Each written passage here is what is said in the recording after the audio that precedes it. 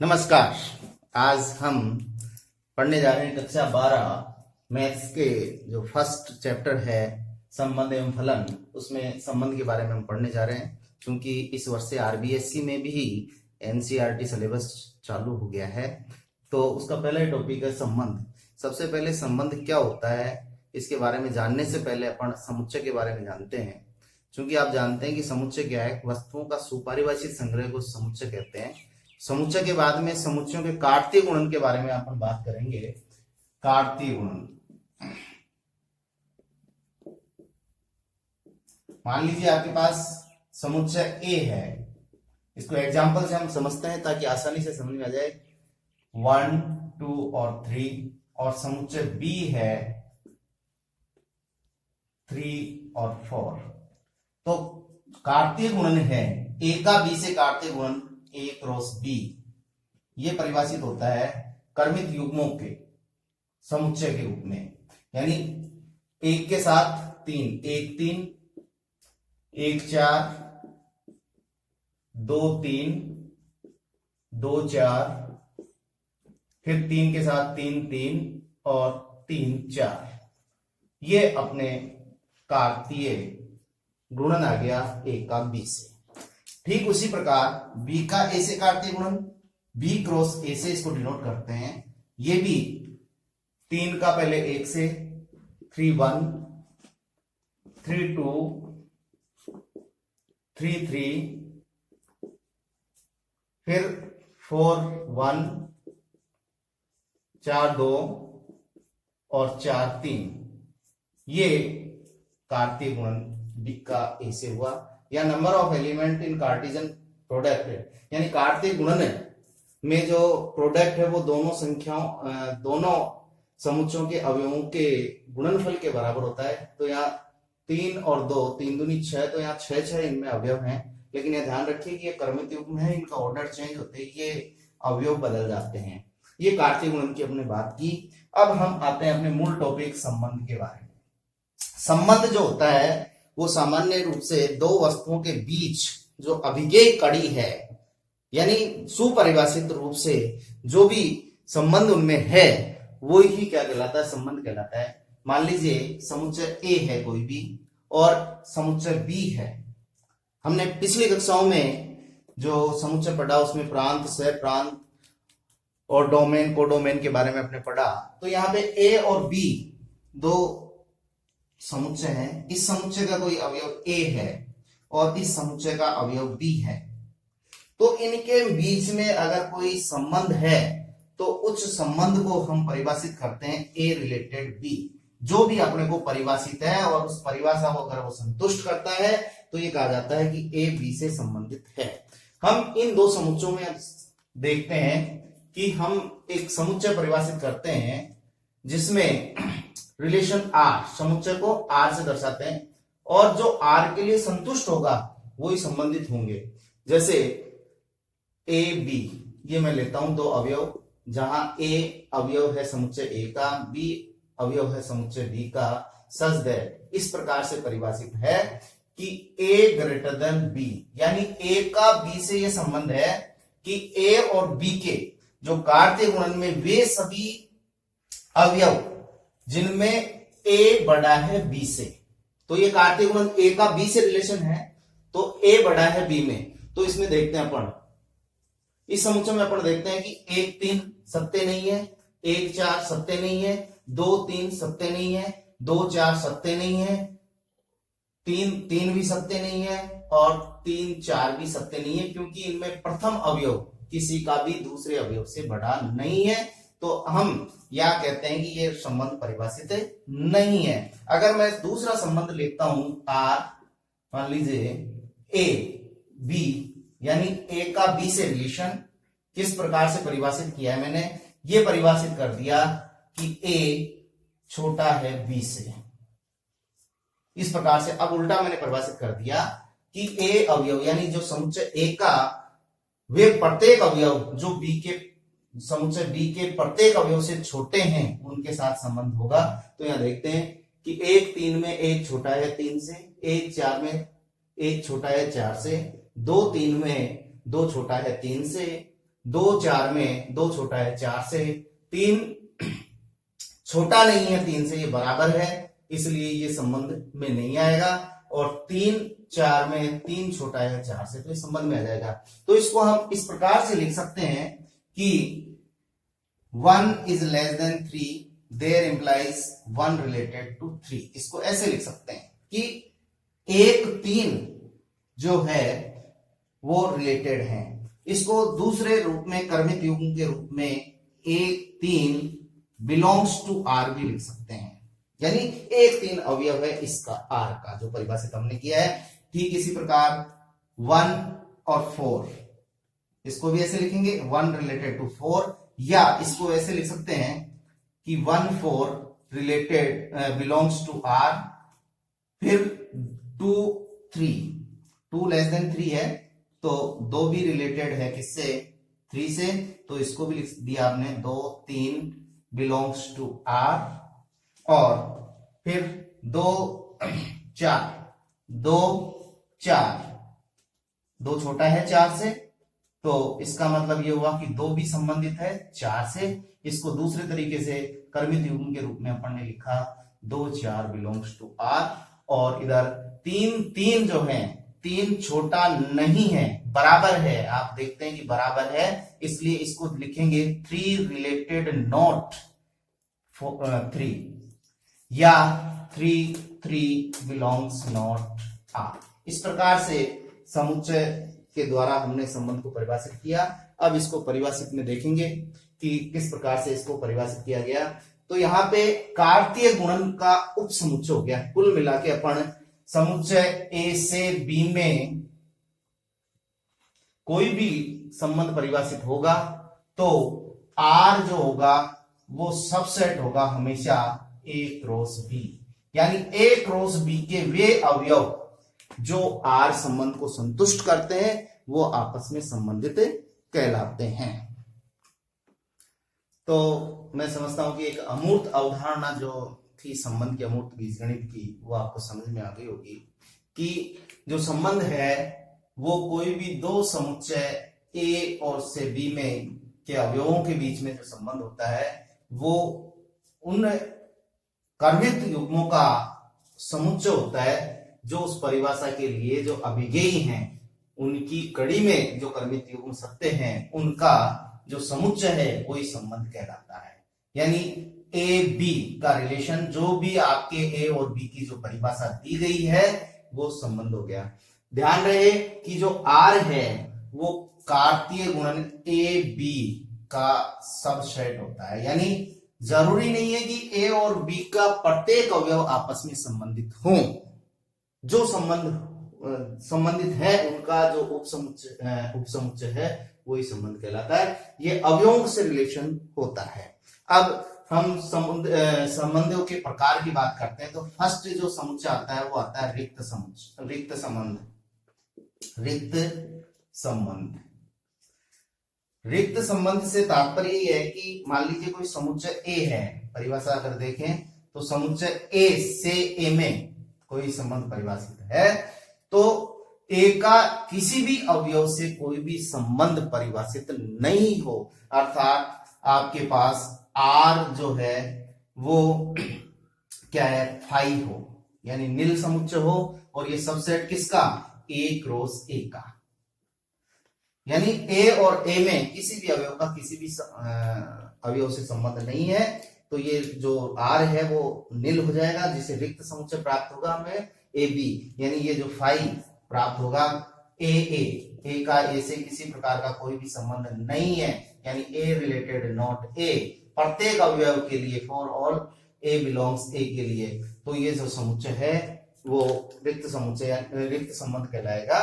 तो किसी भी प्रकार का किसी भी अवयव से संबंधित नहीं है तो वो रिक्त संबंध कहलाता है। जैसे उदाहरण के तौर पर अपन लेते हैं कि एक संबंध आपको परिभाषित है कि कक्षा 11 के जो विद्यार्थी हैं और ये केवल लड़कों का एक विद्यालय है, तो उसमें जो संबंध आर जो परिभाषित किया गया वो इस प्रकार से किया गया कि A B such that A B की बहन है। प्रश्न को ध्यान से सुनिए कि कक्षा 11 के जो विद्यार्थी हैं उनमें ए और बी में संबंध यह है कि ए बी की बहन है, और कंडीशन यह है कि ये जो विद्यालय है वो पूर्ण रूप से एक लड़कों का विद्यालय है, यानी उसमें कोई लड़की नहीं पढ़ती है। तो ये जो संबंध है वो एक रिक्त संबंध होगा। क्यों? क्योंकि ए बी की बहन है, यानी वहां कोई लड़की नहीं पढ़ती, तो बहन होने का सवाल ही नहीं है। इसलिए ये जो संबंध है होगा वो रिक्त संबंध होगा। दूसरा है सार्वत्रिक संबंध।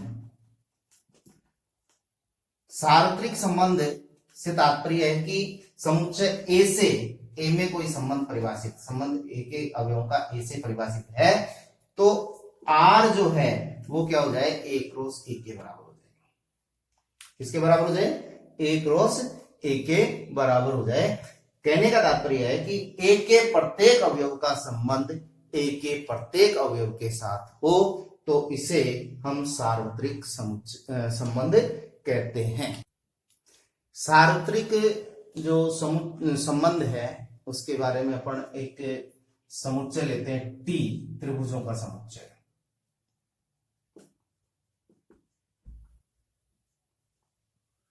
ये समुच्चय लेता हूं मैं त्रिभुजों का, और इसमें भी मैं लिख देता हूं एक कंडीशन, समबाहु त्रिभुज। यानी त्रिभुजों का तो समुच्चय है ही है, साथ में ये समबाहु त्रिभुज हैं सारे। तो एक रिलेशन मैं परिभाषित करता हूं किसमें, टी टू टी, यानी टी से टी में, यानी समुच्चय टी यानी त्रिभुजों में से त्रिभुजों में, कि T1 और T2 आपस में समरूप हैं। यानी जो भी त्रिभुज है, ये संबंध मैंने परिभाषित किया है T1 से T2 में, कि जो T1 T2 के यानी पहला त्रिभुज दूसरे त्रिभुज के समरूप है। तो ये त्रिभुज जो त्रिभुज आएंगे, जितने भी समबाहु त्रिभुज होते हैं, हम जानते हैं कि समबाहु त्रिभुज जितने भी होते हैं वो एक दूसरे के समरूप होते हैं, चाहे उनकी भुजाओं की लंबाई कुछ भी हो, लेकिन उनके प्रत्येक कोण का मान 60 डिग्री होता है। और समरूपता में हम पढ़ चुके हैं कि प्रत्येक समबाहु त्रिभुज आपस में समरूप होता है। तो यहाँ पे अब समझ गए होंगे कि टी क्रॉस टी का प्रत्येक एलिमेंट परिभाषित होगा आर में, यानी are related T1 related T2, यानी टी का प्रत्येक त्रिभुज एक दूसरे के समरूप होगा। इसलिए ये जो संबंध होगा वो सार्वत्रिक संबंध होगा। ठीक इसी प्रकार आप देख सकते हैं वर्ग, जो वर्ग हैं वो भी समरूप होते हैं। तो वर्गों का जो समुच्चय ले लें, उनमें समरूपता का संबंध अगर आप ले लें तो वो भी आपके एक सार्वत्रिक संबंध होगा। फिर आता है आपके संबंध स्वतुल्य संबंध। स्वतुल्य संबंध नाम से ही पता है कि अपने आप में, स्वतुल्य खुद का खुद के साथ संबंध। मान लीजिए एक संबंध आर किसी समुच्चय ए में परिभाषित है, तो ए के प्रत्येक अवयव ए का खुद के साथ जो संबंध परिभाषित है वो संबंध आपके स्वतुल्य संबंध कहलाता है। यानी कहने का तात्पर्य यह है कि अगर आर जो है सबसेट है किसका, ए क्रॉस ए का, तो आर किस प्रकार से हो कि यहां प्रत्येक एलिमेंट जो है वो ए, यहाँ पे जो भी परिभाषा है, तो ये स्वतुल्य संबंध होगा। कहने का तात्पर्य ए बिलोंग्स टू आर, यानी प्रत्येक, for all A belongs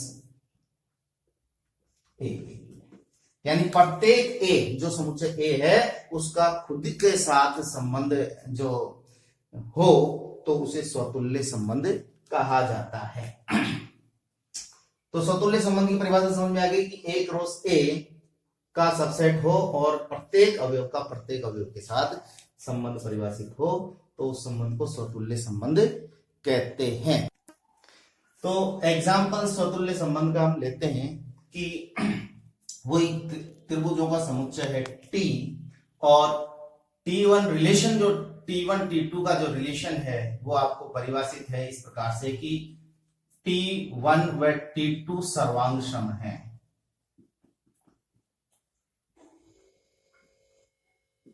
T1 T2 सर्वांग सम है। ये रिलेशन आपको T1 रिलेटेड T2 आपको इस प्रकार से दिया गया है। तो समतुल्य है क्या, हम देखते हैं कि T कोई भी एलिमेंट्स ले लें अपन, किसमें T1 एलिमेंट्स ले लिया समुच्चय T में, यानी T1 कोई एक सर्वांग सम त्रिभुज है, तो हम ये जानते हैं कि प्रत्येक त्रिभुज स्वयं के सर्वांग सम होता है। जानते हैं अच्छी तरह से कि खुद खुद के सर्वांग सम होगा, इसलिए जो रिलेशन है T1 के सर्वांग सम है। अब खुद खुद के सर्वांग सम हो गया, इसका मतलब आपके T1 और T1 जो रिलेशन बिलोंग्स टू R, यानी कहने का मतलब T1 रिलेटेड T, यानी खुद खुद से कोई भी अवयव ले लीजिए आप, वो स्वयं के सर्वांग सम होगा। इसलिए ये जो संबंध है कौन सा, त्रिभुजों में सर्वांग समता का, वो आपके स्वतुल्य। इसी प्रकार आप त्रिभुजों में समरूपता का संबंध ले सकते हैं, वो भी स्वतुल्य होगा। और ए बी का भाई है, ये संबंध अगर है तो बी भी ए का भाई होगा, यानी खुद खुद का भाई नहीं होगा तो ये स्वतुल्य नहीं होगा। संबंध को आगे बढ़ाते हुए जो लेते हैं अपन सम्मित संबंध। सम्मित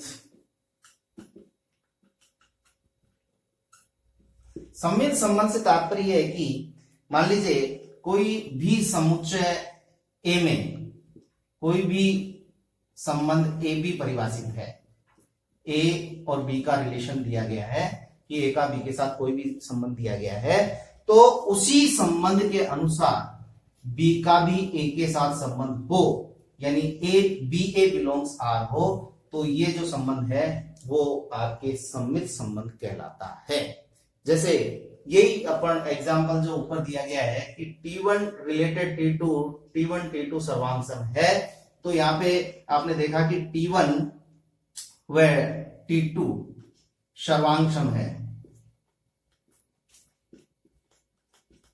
तो आप जानते हैं कि T1 T2 के सर्वांग सम, तो T2 भी T1 के सर्वांग सम होगा, यानी T2 व T1 सर्वांग सम है। यानी यहां पे आपने लिया था T1 रिलेटेड T2, तो यहां पे आ गया आपके पास T2 रिलेटेड T1। इस प्रकार से T1 रिलेटेड T2 है तो T2 रिलेटेड T1 भी है, अर्थात T1 T2 belongs to R, तो T1 T2 T1 belongs to R, तो ये संबंध सम्मित हो गया।